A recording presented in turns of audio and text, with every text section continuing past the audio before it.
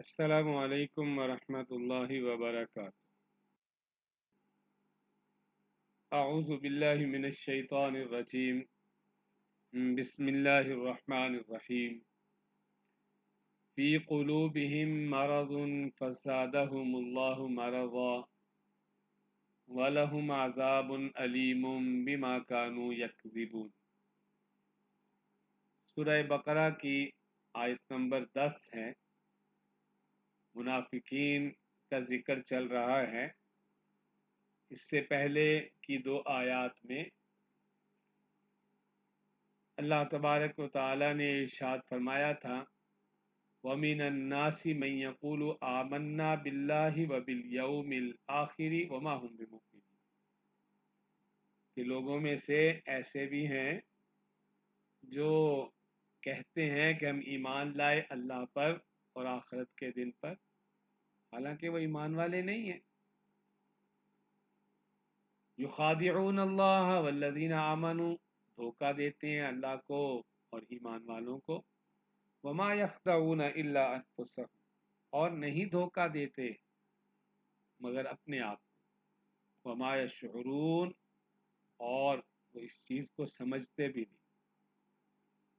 اب یہاں ارشاد فرمایا فی قلوبہم مرض، فی میں، ان، قلوب جمع ہے قلب، ان کے دل کو کہتے ہیں۔ فی قلوبہم، ان کے دلوں میں، مرض، بیماری، ڈیزیز، النس، سکنس۔ فی قلوبہم مرض، ان کے دلوں میں بیماری ہے۔ فزادہم اللہ مرضا، سو زیادہ بڑھا دیا، انکریز۔ فزادہم اللہ، سو بڑھا دیا انہیں اللہ نے، مرضاً، بیماری میں۔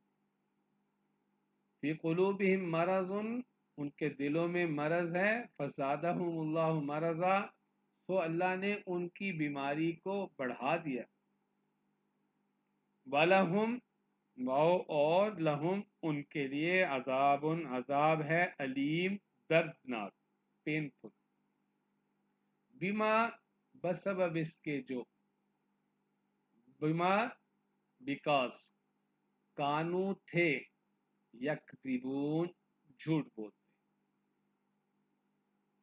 اللہ تعالیٰ نے ارشاد فرمایا فی قلوبہم مرض فزادہم اللہ مرضا، ان کے دلوں میں مرض ہے تو اللہ نے ان کے مرض کو اور بڑھا دیا۔ بیماریاں 2 طرح کی ہوتی ہیں، ایک جسمانی، طبی، یعنی جسم بیمار ہو جاتا ہے، بخار ہو گیا، نزلہ ہو گیا، کوئی اور بیماری ہو گئی۔ اور ایک بیماری روحانی ہوتی ہے، دین کے اعتبار سے، عقیدے کے اعتبار سے خرابی پیدا ہو جانا، انسان کے عقیدے میں، اس کے دین میں بیماری لگ جانا، غلط عقیدہ اندر پیدا ہو جانا۔ تو یہاں مراد وہ روحانی بیماری ہے کہ ان کے دلوں میں کفر ہے، حسد ہے، نفرت ہے اسلام کی، وہ بیماری مراد ہے۔ فی قلوبہم مرض فزادہم اللہ مرضا، سو بڑھا دیا انہیں اللہ نے اس مرض میں۔ تو اس کو سمجھنے کے لیے مختلف طریقے سے مفسرین نے بات سمجھائی ہے کہ مثلاً اللہ نے ڈھیل دے دی، وہ جرم کیے چلے جا رہے ہیں، اگر فوراً سزا مل جاتی تو جتنا جرم کیا تھا بس اتنا ہی ہوتا، لیکن اللہ تعالیٰ ڈھیل دیتے ہیں، نہیں پوچھتے، نہیں سزا دیتے، تو یہ جرم در جرم کرتا ہی چلا جاتا ہے، تو وہ بیماری، وہ مرض اندر بڑھتا چلا جاتا ہے۔ یا ایک اور طریقے سے سمجھایا ہے کہ ان کی جو بیماری ہے اس کا سبب مسلمانوں کی ترقی، اسلام کی ترقی اور اس کی نفرت تھی جو ان کے اندر تھی، تو اللہ تعالیٰ نے اسلام کو اور ترقی دی، اسلام بڑھ رہا ہے، مسلمانوں کی تعداد بڑھ رہی ہے، مسلمانوں کی طاقت بڑھ رہی تھی، مسلمانوں کی شان و شوکت بڑھ رہی تھی، تو جوں جوں مسلمانوں کی ترقی ہوتی جا رہی ہے، ان کی ادھر مرض میں اضافہ ہوتا چلا گیا۔ اور یا ایک اور طریقے سے بھی مفسرین نے سمجھایا ہے کہ وحی کا انکار کر کے انہوں نے کفر کیا، انکار کر کے انہوں نے اللہ کی نافرمانی کی۔ اب حضور صلی اللہ علیہ وسلم پر جوں نئی وحی آتی تھی تو ہر وحی کا انکار ان کے جرم میں اضافہ کر رہا تھا، ان کی نفرت میں اضافہ کر رہا تھا۔ حضور صلی اللہ علیہ وسلم پر اللہ کی طرف سے رحمتیں نازل ہو رہی، آپ پر وحی مسلسل آ رہی تھی، اور جتنی وحی آتی تھی ان کے لیے اور جرم میں اور نفرت میں اندر وہ جو بیماری پالی ہوئی تھی حسد کی، بغض کی، کینہ کی، اس میں اور اضافے کا باعث وہ بنتا چلا جاتا تھا اس وحی کا آنا۔ تو اللہ تعالیٰ نے فرمایا کہ فزادہم اللہ مرضا، سو اللہ نے بڑھا دیا ان کے مرض کو، وَلَهُمْ، اور ان کے لیے عذاب علیم، عذاب ہے دردناک۔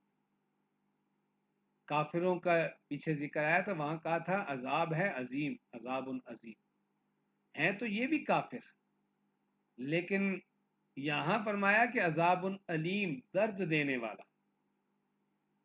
تو مفسرین کہتے ہیں کہ اس کا مطلب یہ ہے کہ اس عذاب میں تکلیف اور اذیت کا پہلو زیادہ ہوگا، اور وجہ اس کی کیا ہے؟ وجہ یہ کہ کفر کی وجہ سے عذاب عظیم کے مستحق تو ہیں، لیکن یہ خالی کافر نہیں ہے، یہ تو دوہرے مجرم ہیں، یہ کفر کے ساتھ ساتھ دھوکہ بھی دے رہے ہیں، اور ایک آگے چیز بتائی جا رہی ہے، یہ جھوٹ بھی بولتے ہیں، یعنی جھوٹا دعویٰ کر رہے ہیں ظاہری طور پہ۔ تو چونکہ دوہرے مجرم ہیں اس لیے عذاب میں بھی اضافہ ہو گیا ہے، خالی عذاب عظیم نہیں ہے، بلکہ ایسا ہے کہ اس میں تکلیف اور اذیت کا پہلو باقیوں کے نسبت زیادہ ہو۔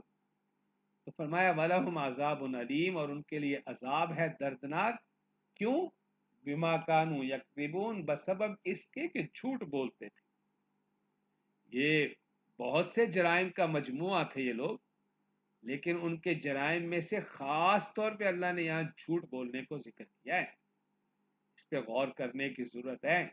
آج یہ جھوٹ ہمارے معاشرے میں رچ بس گیا ہے، جسے اللہ نے منافقین کے ایک بہت بڑے جرم کے طور پہ یہاں ذکر فرمایا اور بتایا اس جھوٹ کی وجہ سے انہیں عذاب علیم ہوگا۔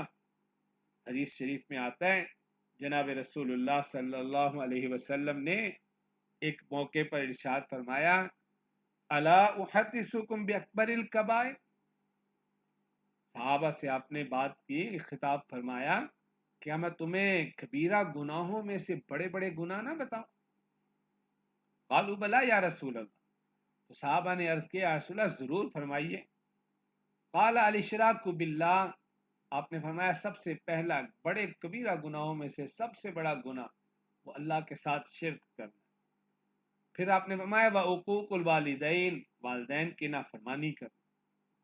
قال وجلس وکان متکیا، صحابی کہتے ہیں کہ حضور صلی اللہ علیہ وسلم تکیہ لگا کے، ٹیک لگا کے بیٹھے ہوئے تھے، اور اگلی بات جو آپ نے ارشاد فرمانی تھی اس کے لیے آپ سیدھے ہو کے بیٹھ گئے، اور آپ نے فرمایا فقال وشہادۃ الزور او قول الزور فما زال رسول اللہ صلی اللہ علیہ وسلم یقولها حتی قلنا لیتہ سکتا، وہ کہتے ہیں حضور صلی اللہ علیہ وسلم نے بار بار یہ کہنا شروع کر دیا، جھوٹی گواہی دینا یا جھوٹی بات کہنا، جھوٹی گواہی دینا یا جھوٹ بات کہنا یعنی جھوٹ بولنا، اور وہ کہتے ہیں اتنا آپ نے بار بار اسے کہنا شروع کر دیا کہ ہمیں یہ احساس ہوا کہ کاش حضور صلی اللہ علیہ وسلم خاموشی اختیار فرما لیں، تھک جائیں گے، یعنی بات ہمیں سمجھ آ گئی، لیکن حضور صلی اللہ علیہ وسلم نے اس کا احساس دلانے کے لیے لوگوں کو بار بار اس بات کو دہرایا کہ جھوٹی بات کہنا یا جھوٹی گواہی دینا یہ اتنا بڑا جرم ہے کہ یہاں پر آپ دیکھ لیں منافقین کے لیے اللہ نے کہا ہے کہ ان کو جو عذاب علیم دردناک عذاب ہوگا، اس کی وجہ بتائی ہے کہ یہ جھوٹ بولتے تھے۔ اور آج ہمارا معاشرہ اس میں ایسے پھنس گیا ہے، ایسے لتھڑ گیا ہے کہ کوئی کام ایسا نہیں ہے جو جھوٹ کے بغیر چل رہا ہو، ہر طبقہ اس جھوٹ میں عمومی طور پر ہر طبقہ اس میں مبتلا ہے، اس سے اپنے آپ کو نکالنا چاہیے۔ اور جھوٹ بولنے سے بچنا چاہیے۔ اللہ تعالیٰ ہم سب کی سارے جرائم کے ساتھ ساتھ اس جھوٹ بولنے سے بھی حفاظت فرمائے۔ السلام علیکم ورحمۃ اللہ وبرکاتہ۔